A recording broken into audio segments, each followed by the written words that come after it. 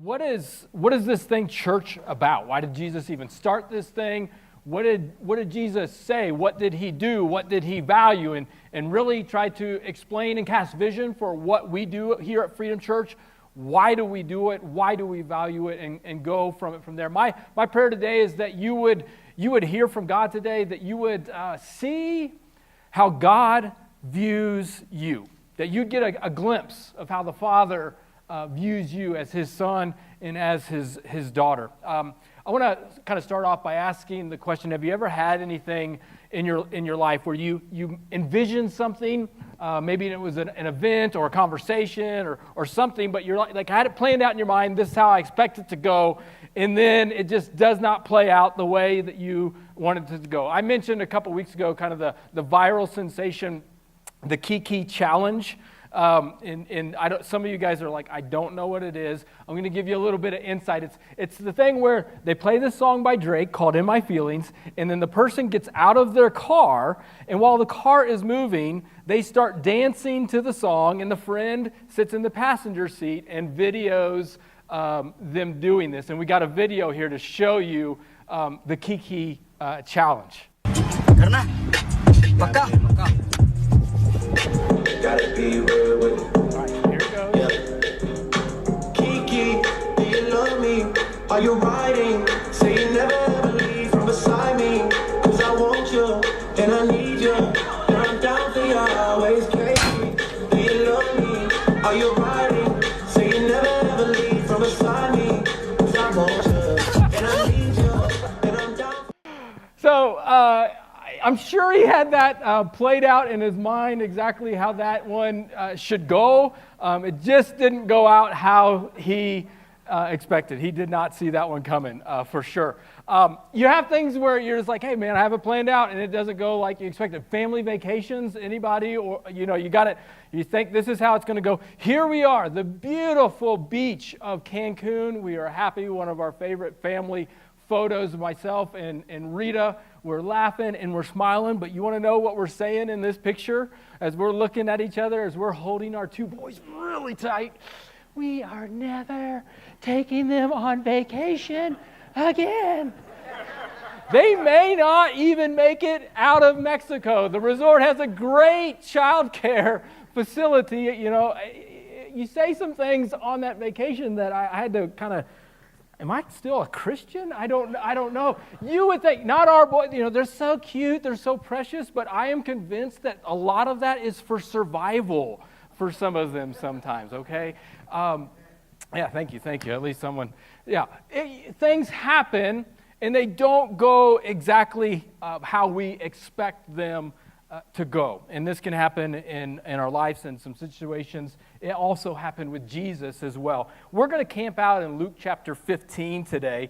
And this is a situation where Jesus is having some expectations placed on him, where people are looking at Jesus and they're like, this is not what we expected you to be. This is not how we expected it to go. Luke chapter 15 verse 1 says, tax collectors and other notorious sinners often came to Jesus to listen to him teach.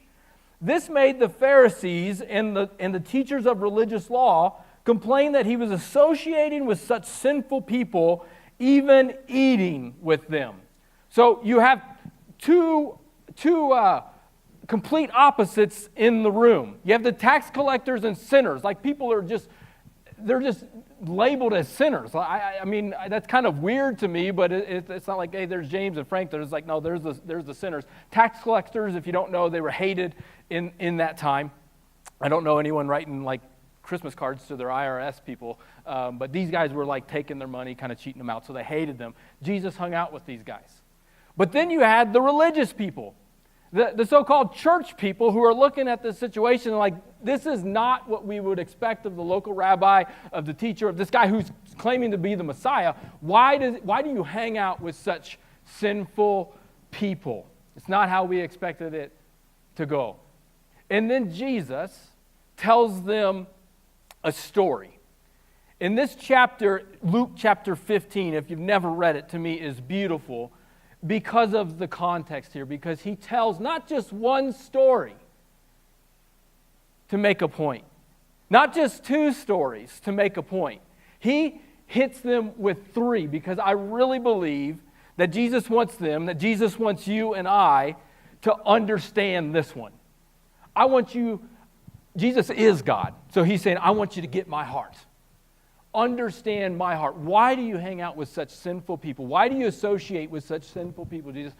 Let me make this plain and clear to everyone. So he tells a story. He said, picture it like a shepherd who has 100 sheep, and one of them gets lost. And I will recklessly go find the one. And some people, some religious haters of the day right now are thinking reckless is a reckless choice of words on God's love, but we can debate that all day long. But he goes after the one, he finds the one. He says, after I find the one, we're going to have a party. We're going to celebrate this thing because the sheep was lost. It was on its deathbed. We found it. It's alive. But then he just goes straight into another story. And he tells about a woman who had a valuable coin, and she had lost her coin, and she was freaking out about it. Like when we lose our cell phone, and you're like, I can't go on without where's my cell phone? I can't function, I can't think, I've lost my cell phone, and you rip the house apart. Like you've tried to dial it, and you're listening for the ring, can't find my iPhone on the internet, you can't find it, and then you found your cell phone. And you're telling everybody, I lost my cell phone, and now I found it. It saved me $1,000, and I'm good to go. She parties, and she celebrates. And then he tells a third story about a father and 2 sons. And I'm going to direct you to the screens to see how this story goes. The first conversation that takes place is right at the start. The younger son goes to the father, and he says, I want my share of what is mine now. What was reserved for me once you die, I want it now. So translation, Dad, you're dead to me. I don't want a relationship with you anymore. I want your stuff. So what should have waited till you're dead? Well, you're dead to me now. Give me what's mine. And the father hands it over to him, which kind of makes me, it points that we, in our lives, there's a battle going on in your mind.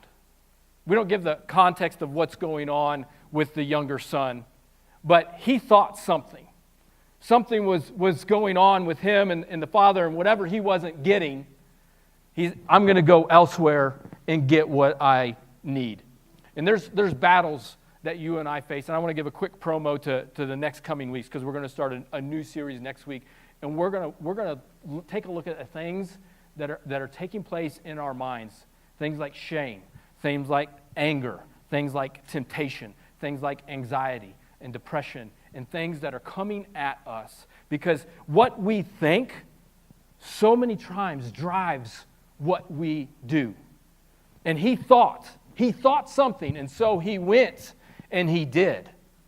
And so he went after whatever was next for him because he thought that would satisfy. So he went after all those things. And so often we can do that in our own minds as well. We go after, if I can just get that next job, if I can get that pay raise, if I can get that house, I don't know why I'm in Los Alamos, if I could just leave Los Alamos while I'm stuck here, then that will be it. I don't know what it is for you, but we have this idea of whatever is next is going to provide that satisfaction. And so the son went and he did.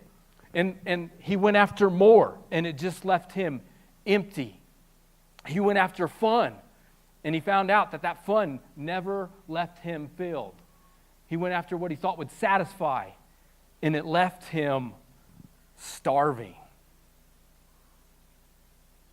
I don't know what that is for us, but then Scripture says that like all parties, they're going to have to come to an end. But this one went from bad to worse because it said a famine hit the land. And when that famine hit, no one expected that to come. And so it just completely knocked him off his feet. I would never wish this upon anyone, but at this point, hitting rock bottom is what it took for him to come to his senses. And this is what it took for the younger son. It says that when he finally came to his senses, kind of had a conversation with himself, he says, I will go home. I'm going to go home to my father. And so it says in verse 20, it says, so he returned home to the father. You can imagine after telling your dad, I'm dead to you. You're dead to me. How embarrassed he might be. Ashamed he might be. How afraid, uncertain, hopeful maybe of something, but afraid, not knowing what to expect of this uncertain situation. And it says, while he was a long way off, his father saw him coming.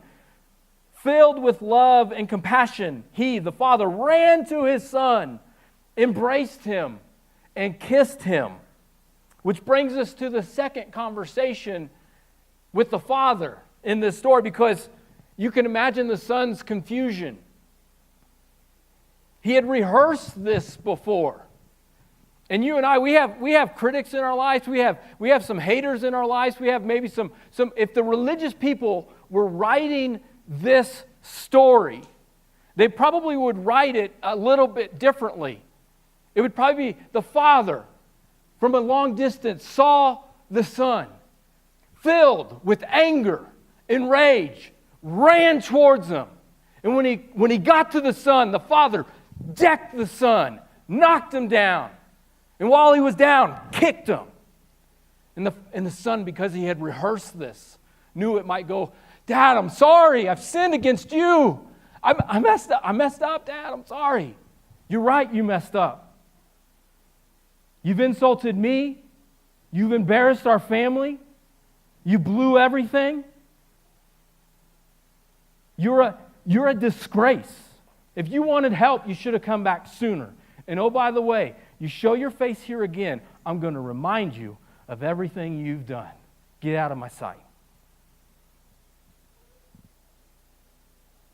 Now, I don't know too many of us that would allow anyone to talk to our kids like that, or to allow people to talk to us like that. Like, we might have some haters and some critics, but if we have a moment of transparency, so for some of us, we'll talk to ourselves like that. Because in the moment where the father ran to him, kissed him, and embraced him, and gave him that first show of love and acceptance, pause, Dad. Whoa. This isn't going the way I expected. I'm not, we will identify with our past. God's trying to bless us. And we'll be down saying, I'm unworthy because I denied you. I was the one that denied you. I slept around. I still have the smell of the party on me, the stench and the grossness and the dirt. I'm not even worthy to be called your son. Some of us will identify with our past when God's trying to show you how you are fully loved and accepted. I don't know about you, but I am so grateful and thankful for Jesus' version of the story. Because it says, from a far distance, he saw the son, which means he had never given up on the son. He had heard the rumors of what was going on. He had hoped and prayed that one day he will be coming back, and he saw him from a long distance, meaning he was looking, and he ran, showing that he was so excited, so thrilled, so full of joy to go and greet his son who he had been waiting on the entire time, because he loved him, filled with love and compassion for his son. And it says that he ran and he gave him a huge hug. My son Charlie and I, we have this little thing between us where he'll go to Rita or myself and he'll want to give us a hug, and we'll say little hug or big hug. And if it's little hug, he'll just kind of inch up and kind of lean into you like this.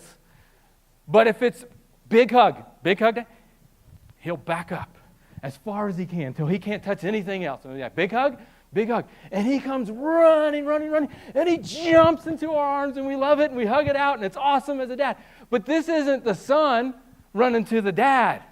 This is the dad running to the son, giving him a full embrace and kissing him. Jesus is not intimidated by his grossness. It wasn't like, oh, go take a bath, and then, no, we'll hug it out. No. God loves you. God cares about you. He is filled with joy when you take that step and come back home. Even the servants are like, I've never seen this guy run before. And they come into the scene, and he's still, the father's like, what are you looking at, servants? Go inside, get the robe, get the sandals, get the ring, go to Party City. We are going to celebrate because my son was lost. This is my son. This is my boy. Let's go party together. I'm so glad we have a God that celebrates and is full of joy. He says, go get the robe, because that identifies you as my son. You are not a servant here. You are my child. You are my son. You are my daughter. Go and get the ring, which means you have authority in this house. You are my ambassador here. You can sign off on some things in here. I have so much pleasure and joy. You have immediate authority in this house. And go and get the sandals, because that's something of luxury. You are not a servant who's going to wash people's feet. No, you are getting the sandals because you are free in this house. You are not a slave. You are not a servant. We serve a God that celebrates, that is full of joy over one sinner who repents and comes home to him. I know for me growing up in church, it was one of those where it's like, I kind of expect heaven to be like an eternal church service. And church service kind of sucks. It's kind of boring. And if that's what heaven's like, I kind of pass maybe on that. I don't know if anybody can relate. I don't think we even know what to fully expect when we get to heaven. It is a place of joy. It is a place of celebration. And it is a place where there is a party for those who are unworthy. There is a party for those who have denied him. There's a party for you. There's a party for me. There is a party for the religious haters. There's a party waiting for everyone who takes a step home. And when you take that step, the Father is running. Even for the religious people, because the third conversation that takes place, the third conversation with the Father takes place is with the older brother. He's like, this isn't how I expected it to go. He's coming in from work. He hears the sound of a party, of dancing. He asks the servant who's there, who's working with them, says, what's going on? He says, your brother, he's back. He's here. Your dad is throwing a party for him. And you can see the confusion that he's having here. Wait a minute. We've heard the rumors. Like, we heard what he was doing. The news has traveled back to how he's been spending the money, what all he's been doing. We heard about the famine. I knew that fool would be coming back someday. But wait. You said there's a party going on? Like, that's not how I expected it to go. You ever try to figure God out? Like, you're like, here's the script, God. I've got the movie scene. The script is written for this movie,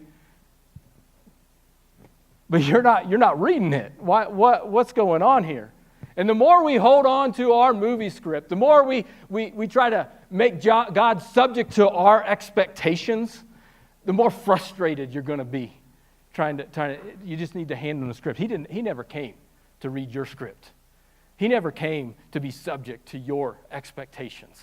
And the faster that we learn to just put our script down and pick his up,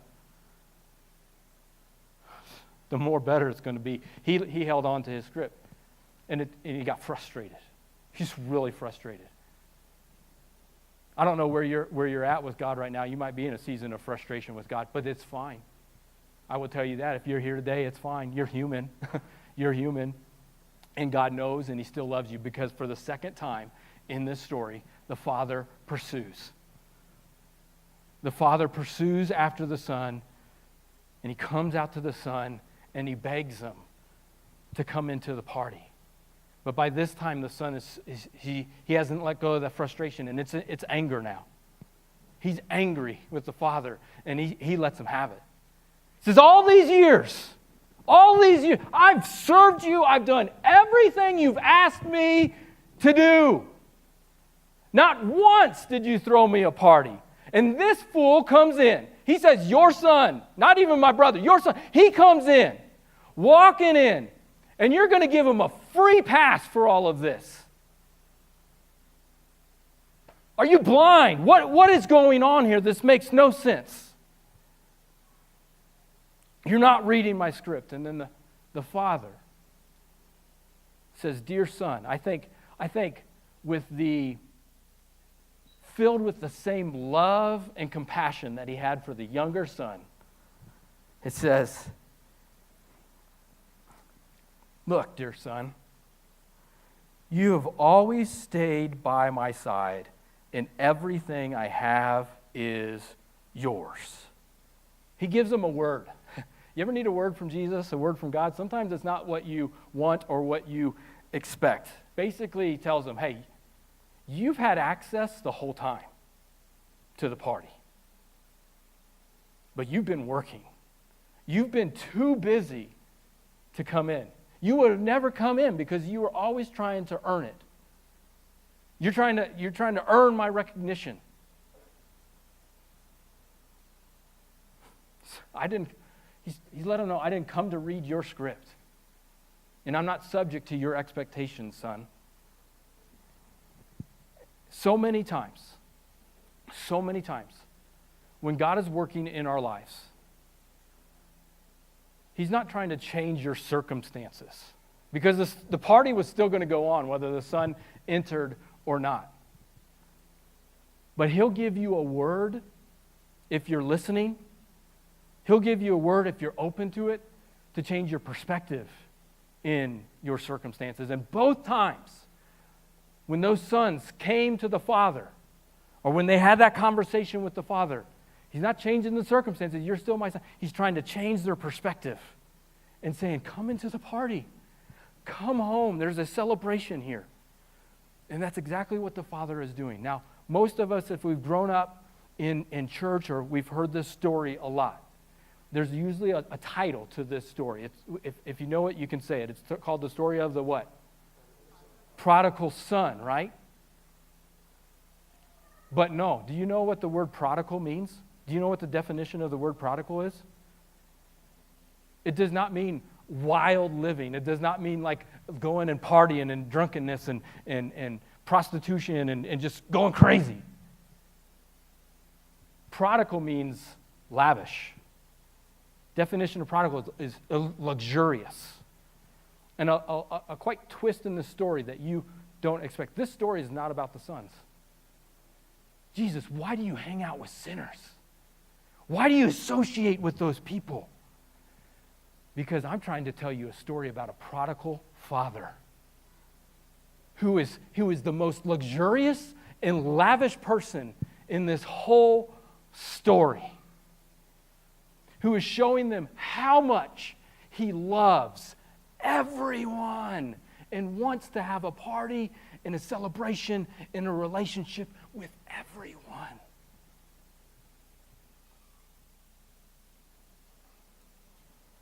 If you miss this, I've told you 3 stories. If you miss this, you miss who the Father is. And for some of us today, why do you hang out with such sinful people? And Jesus would flip it around and say, why don't you? Get out of your comfort zone. Get out of your Christian bubble, because that's who I love. I love you, and I love you enough to get you out of your bubble and say, go and reach the lost. I'll do anything I can to have a party with them. Because everyone is lost. Everyone in this story, all the sons, they were lost. And the only time it's good to know that you're lost is when you can admit it. Like, okay, you're driving in the car and the spouse says, I think we're lost. And, oh, we're good. I know where we're going. No, it's only good 20 minutes down the road when I'm humble enough to say, you know what? I think we are lost. Because then we can start taking a step and move into the right direction. It's good. It's a good thing to be able to admit, I'm lost. Because then you can start finding the right direction in which you need to go. Everyone is pursued. Jesus is pursuing you right now. You are here hearing about the love of God, and He's pursuing you right now. And I don't know what scene you find yourself in right now. Some of you might be in a scene right now where you're like, I want to chase after what's next. I want to chase after it. If I could just leave the house, if I could just get away from my parents, then it's going to be great. If I could just get out of Los Alamos, and you're chasing after all these things. Listen, those things may not be bad, but apart from God and His will, you do not want to go chasing after things that are not a part of His will for your life. You might be in a scene where God's telling you that He loves you, but all you can think about is how unworthy you are. And you identify with your past. And you have this battle in your mind where it's just, you identify with shame, disappointment, failure. You might be in a scene in your life where you're frustrated with God. He's not reading your script. Why aren't you reading my script? This is not how I expected it to go. And He's saying, hand me your script. Everyone in here is pursued by Jesus. And He's letting you know that He loves you, that if you would just take a step into the party, there's a celebration waiting for you. This is a story about a prodigal father. And the story ends with a cliffhanger. We don't know if he made it in. And here's the thing that I want to tell you today, church. Your scene, whatever you're in right now, is not the end of your story.